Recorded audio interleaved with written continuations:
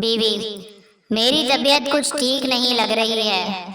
शौहर, अच्छा, मैं तो शॉपिंग पर जाने का सोच रहा था।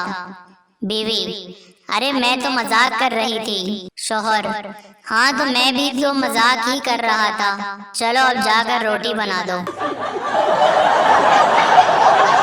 एक सरदार ने साइकिल चलाते हुए एक आदमी को टक्कर मार दी तो आदमी गुस्सा करने लगा।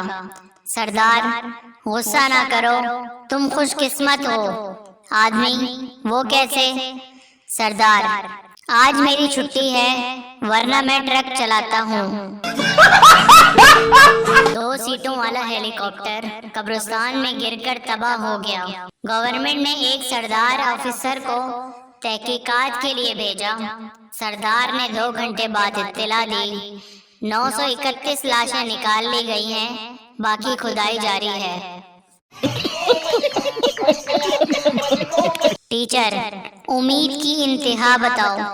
शागिर्द, जब 90 साल की बूढ़ी औरत मोबाइल की दुकान पर जाकर बोले कि भैया लाइफ टाइम बैलेंस का कार्ड लोड कर दो।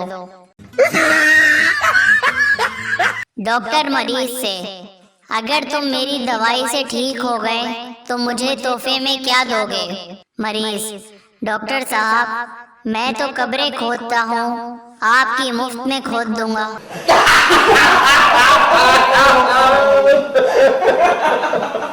उस्ताद शागिर्द से, जो दूसरे को अपनी बात ना समझा सके वो गधा होता है।